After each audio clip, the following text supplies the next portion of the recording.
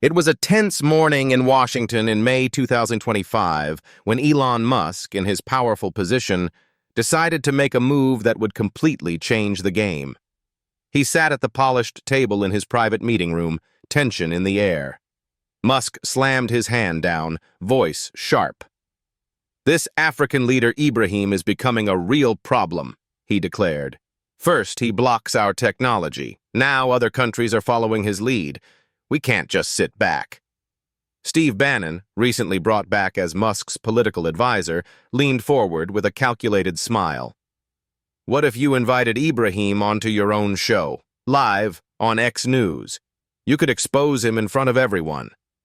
Elon paused, thought it over, then nodded.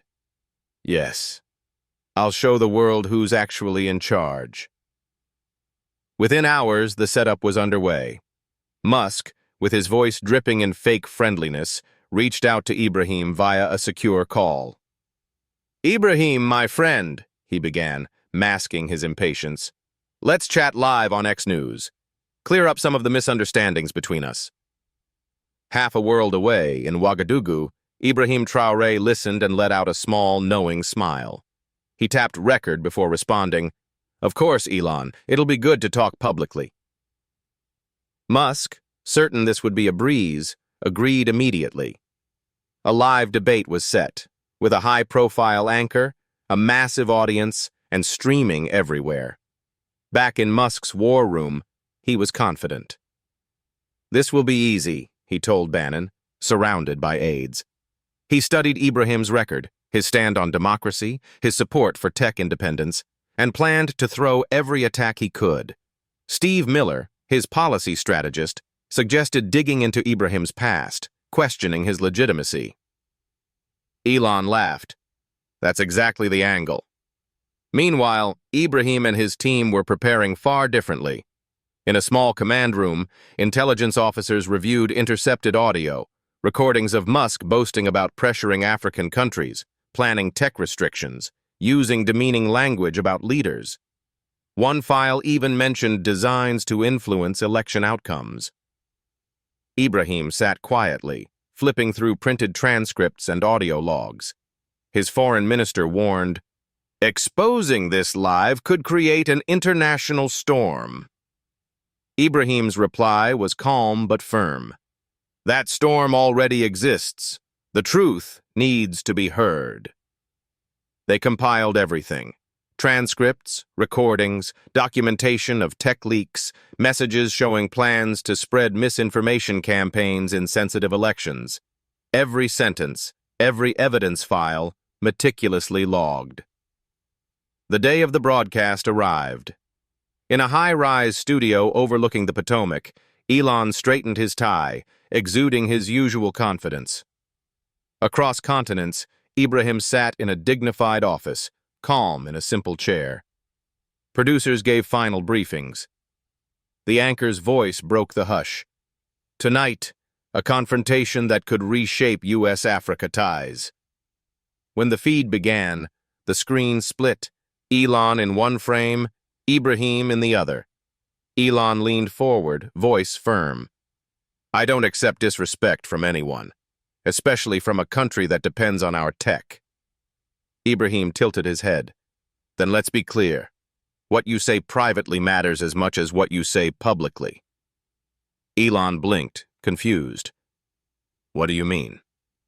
That's when Ibrahim calmly opened his folder. "On your recorded call last December, you said, 'African leaders are obstacles. We need to control them with our tech. Don't let them think otherwise.'" He paused as the anchor stammered. Elon's face paled. Ibrahim offered, "Would you like us to play the recording?" Musk's voice faltered. "That never happened. It's fake." But Ibrahim wasn't done. The anchor gave a slight nod.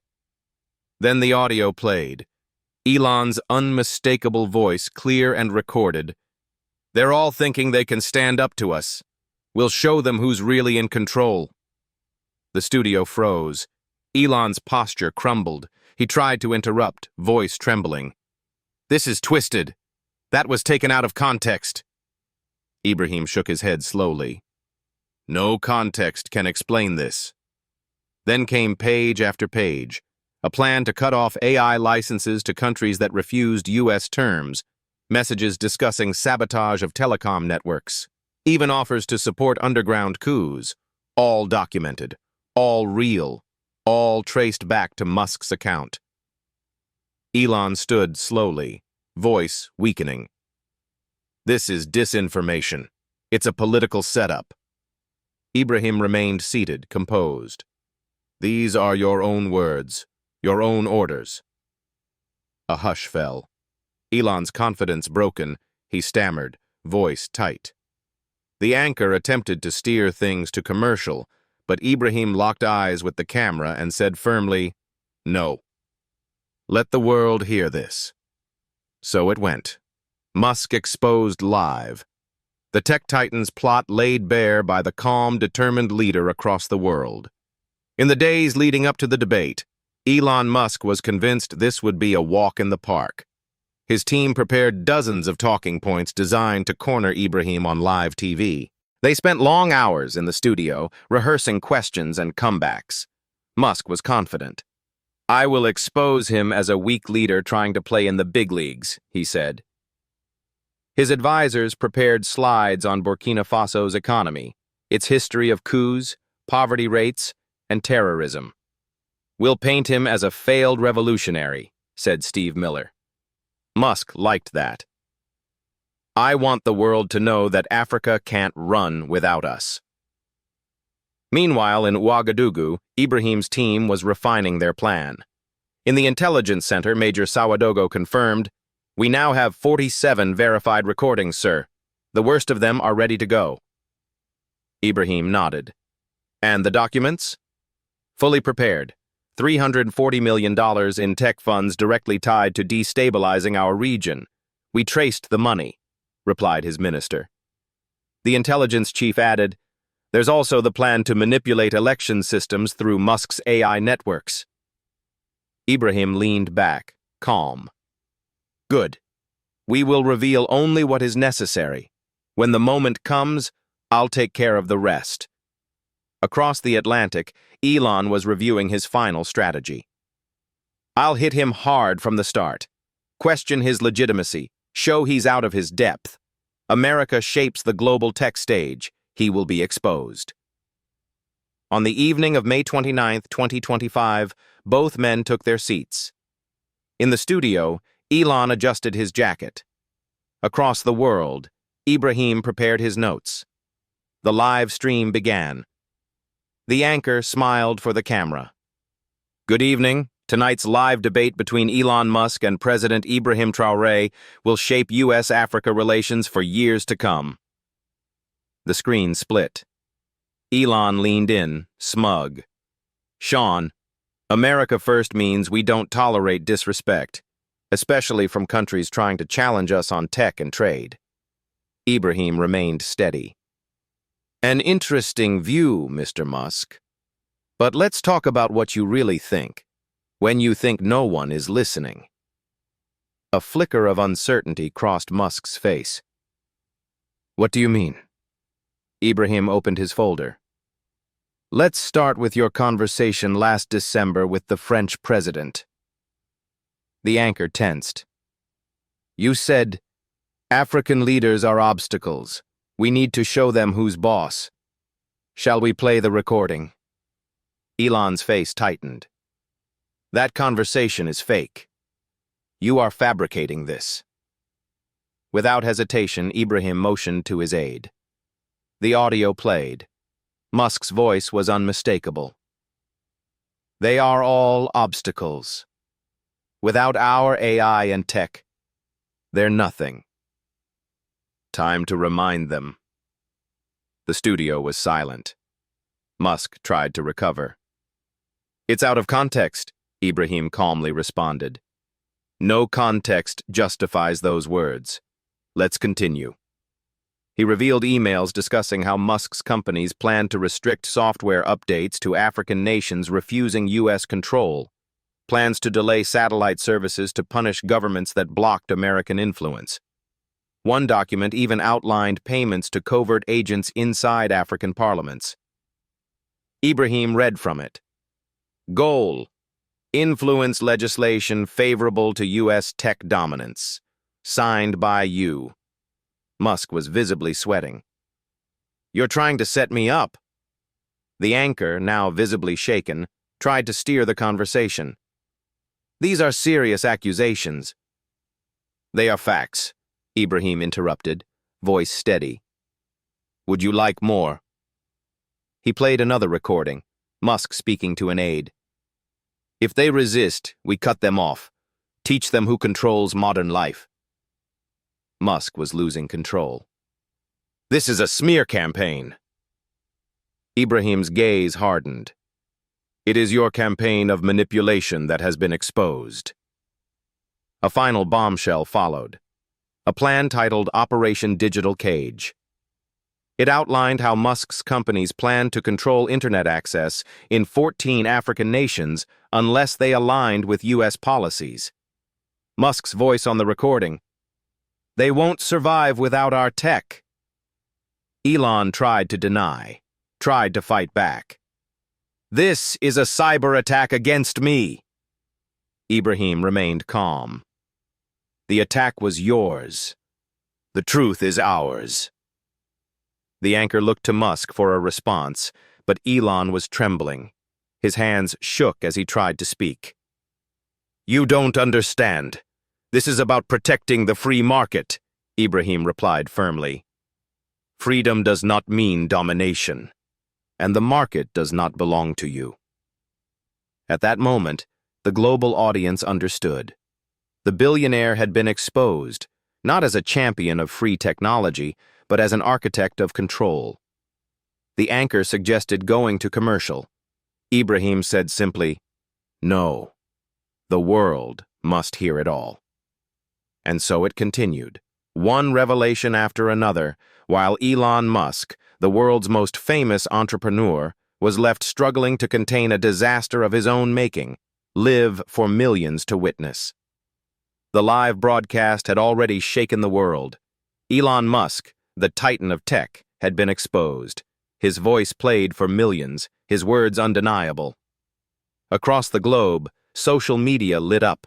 Clips spread faster than wildfire. In Washington, chaos erupted. At Musk's private headquarters, staff scrambled. Panic rippled through the building. Elon's close aides tried to prepare a response. We can say it was edited, one suggested. But no one believed that excuse would hold. The audio was too clear, too damning. Meanwhile, Vice President J.D. Vance was already on the phone with senior officials. You heard it, he said, voice tight. We need an emergency cabinet session. He just confessed to crimes live on TV. At the Pentagon, top generals held closed-door meetings. The chairman of the Joint Chiefs read the transcript and looked grim. We serve the Constitution, not corporate power, not this.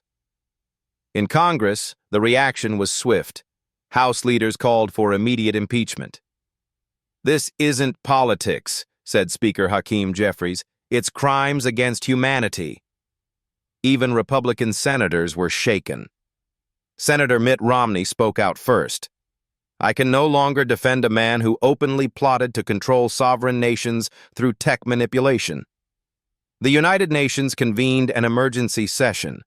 The International Criminal Court announced a formal investigation. The European Union issued a statement condemning Musk's neo-colonial designs. Trade talks were suspended overnight. Back in Africa, Ibrahim Traoré was being hailed as a global hero. News agencies called him the man who exposed the mask of modern imperialism. The French president called him personally. You have defended your continent with courage. Pope Francis issued a statement praising Ibrahim's moral clarity. At Elon's headquarters, his closest advisors were in despair. We can say he was under stress, one aide whispered. Bannon shook his head. It won't work. The world heard him. Steve Miller suggested, blame foreign interference. But even Musk's legal team was already backing away. There's no defense, said his chief counsel quietly. The evidence is overwhelming. Meanwhile, Ibrahim continued to lead with precision. In a calm address, he told his people, "This is not just about Africa. It is about every nation that refuses to be bullied." Across African cities, crowds filled the streets in solidarity. Protesters in Nairobi, Lagos, Accra, Dakar, all chanting Ibrahim's name. In Washington, a new crisis unfolded. The U.S. military issued a rare public letter. "We do not serve corporate power. We will not follow illegal orders." The president's cabinet was falling apart. Resignations came in waves. Secretaries of Defense, State, and Treasury all submitted their resignations within 48 hours. The House Judiciary Committee began drafting articles of impeachment. The lead charge, conspiracy to undermine sovereign nations through corporate influence and technology. The articles also included abuse of power and conspiracy to commit crimes against humanity. On the streets of America, protests erupted. Thousands gathered outside the White House and in Silicon Valley. "Tech for people, not for power," they chanted. Even some of Musk's staunchest supporters were shaken. One prominent entrepreneur tweeted, "This is bigger than business. It's about basic human decency." The global media covered it all. Ibrahim's calm words at the broadcast had gone viral. Young Africans shared the video with the hashtag #AfricaWillNotBow. In Europe, parliaments debated emergency sanctions. In Asia, leaders praised Ibrahim's stand. The African Union convened an extraordinary summit. Leaders pledged full solidarity. One said, "We stand as one. The days of foreign tech overlords are over." Inside Musk's inner circle, the mood was grim. Elon was pacing, muttering, "How did this happen? How did he get everything?" His aides tried to calm him. "We need to prepare a public statement," they urged. But Musk wasn't listening. His obsession with control had blinded him to the consequences. 3 days after the broadcast, the House voted overwhelmingly to begin impeachment. The vote passed 410 to 25. The Senate scheduled an immediate trial. "This is a moment of reckoning," said Senate Majority Leader Chuck Schumer. "We must show the world that no one is above the law." Across the globe, Ibrahim remained steady. In a press conference, he spoke clearly. "Africa is not a playground for the powerful. We will resist, and we will win." His words echoed through capitals worldwide. The African diaspora rallied in support. In London, thousands marched carrying signs reading, "Dignity for Africa." In Paris, protesters chanted, "Ibrahim speaks for all of us." Meanwhile, Musk was crumbling. His company's stock plummeted. Tech partners severed ties. His leadership was under siege. And in the shadows, more revelations were surfacing. Whistleblowers came forward with new evidence. "There's more," one leaked email said. "Plans beyond Africa. Global control." The world was watching. And the downfall of one of its most powerful men was no longer a question of if, but when. The momentum was unstoppable. In just a few days, the downfall of Elon Musk had gone from unthinkable to inevitable. He had been exposed, live, in front of hundreds of millions. His words, his voice, there was no denying what the world had heard. In The Hague, the International Criminal Court acted quickly. Formal charges were filed, crimes against humanity and conspiracy to commit global destabilization. The evidence, collected and verified, was overwhelming. Recordings, documents, financial transfers, and Elon Musk's own public confessions on live television. Across the U.S., Congress moved at record speed. The House had already passed articles of impeachment. In the Senate, the vote was unanimous. Even Musk's former allies abandoned him. "There is no defending this," said one Republican senator. "The world has heard the truth." The U.S. military issued a new statement. "We are sworn to defend the Constitution. We will not follow illegal orders. We reject the use of technology as a weapon against sovereign nations. In Africa, IBRAHIM Traoré was now seen as more than just a national leader. He had become a global voice for justice. In a televised address, he spoke simply, "This was never about revenge. This was about truth, about dignity, about showing that no one, no matter how powerful, can control the will of free people." Across African cities, crowds celebrated. In Dakar, Lagos, Johannesburg, and Nairobi, thousands gathered to honor Ibrahim's leadership. Murals appeared overnight, his calm face beside the words, "Africa will not bow."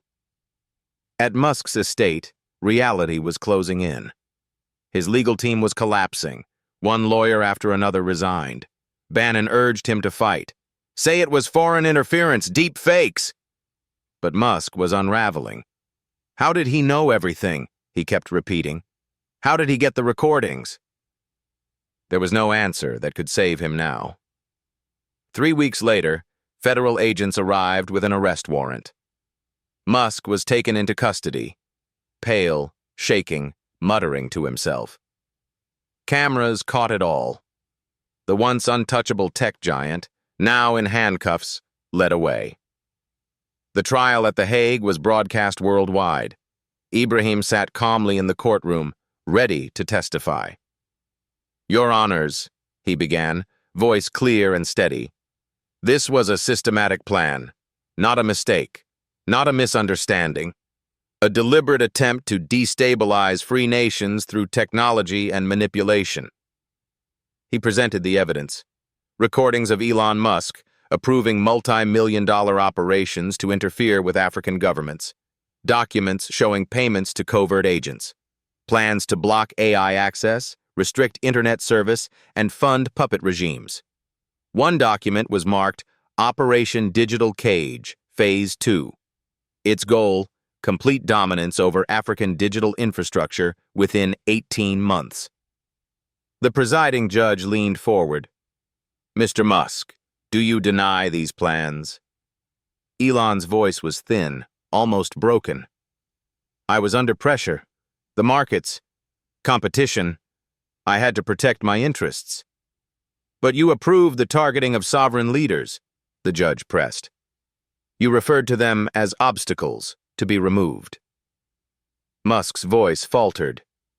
It was necessary."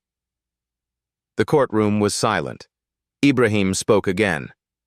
"No, Mr. Musk, it was not necessary. It was illegal. It was immoral.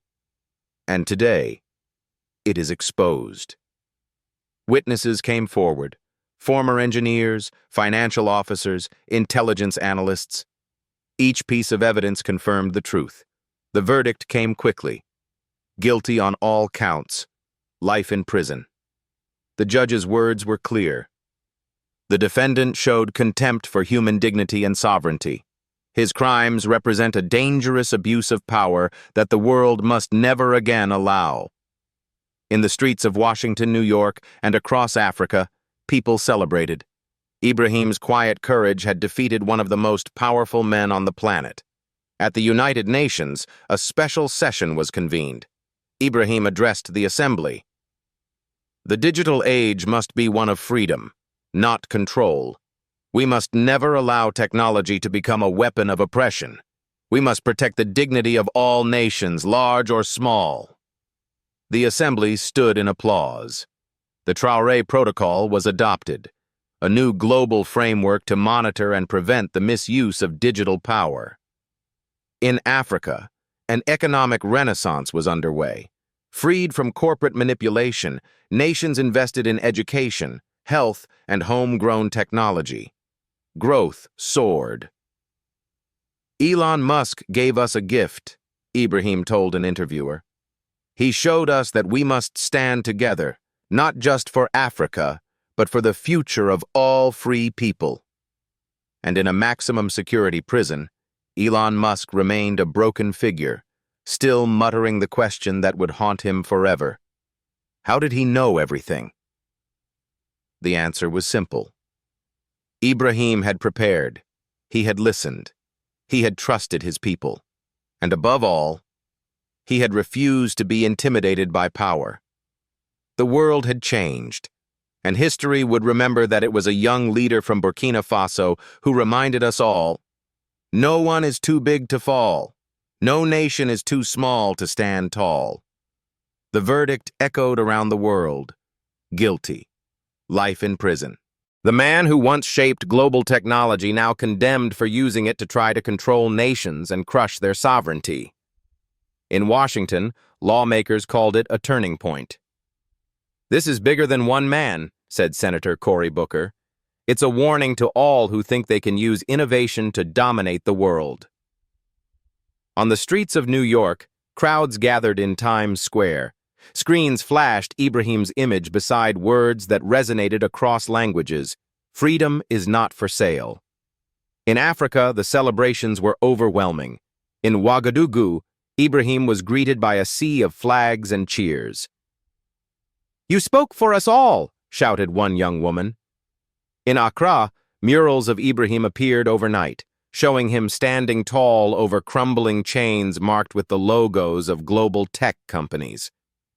Ibrahim remained humble. In an interview, he said simply, "This was never about me. It was about truth, dignity, and respect. No nation, no person should ever bow to technological tyranny." In prison, Elon Musk was broken. Former guards would later reveal he would sit for hours, head in his hands, muttering the same words. How did he know? How did he know everything? The answer was simple. Ibrahim had listened. He had prepared. And most importantly, he had refused to fear power.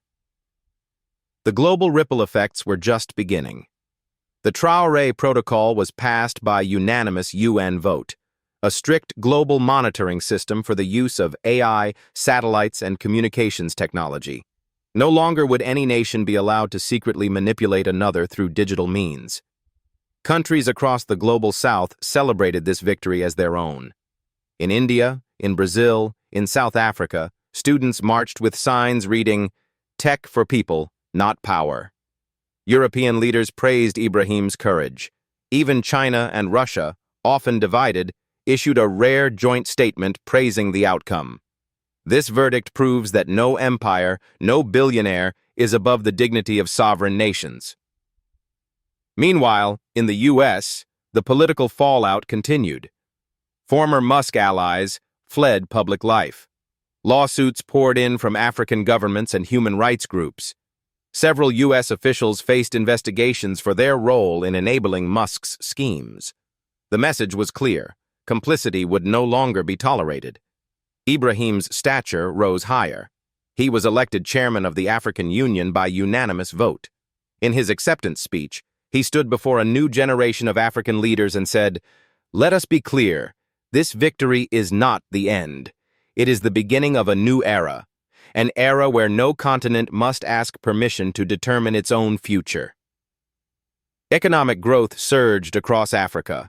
Freed from digital blackmail and backdoor deals, nations began investing in homegrown tech and education. GDP soared by 15% in the first year after the trial. Major Western companies that had once dominated African markets were now forced to renegotiate on equal terms or leave. The Traoré effect, one European economist remarked, has given Africa its first true moment of digital independence. At the United Nations, Ibrahim remained a quiet force. He pushed for stronger protections for smaller nations. He demanded transparency from the world's largest corporations.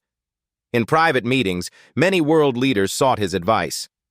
The man who had exposed one of the most powerful figures on earth had proven that courage, preparation, and moral clarity could change the global order. 2 years later, standing before the UN again, Ibrahim delivered a historic speech. "Technology should unite us, not divide us. Innovation should serve humanity, not enslave it. We must remain vigilant. We must remain free." Thunderous applause followed. Delegates rose to their feet, many with tears in their eyes. In every corner of the world, Ibrahim had become a symbol of resistance against digital oppression. And in a high-security prison cell in The Hague, Elon Musk remained trapped in the bitter reality he had created. His empire shattered, his legacy rewritten. In the quiet hours, he still whispered the same question. How did he know? The world knew. Because the young African leader he had dismissed as an obstacle had outthought him, outprepared him, and outlasted him. And history would remember this not as the fall of Elon Musk, but as the rise of a new global truth. No power is too great to be held accountable, and no nation is too small to demand respect.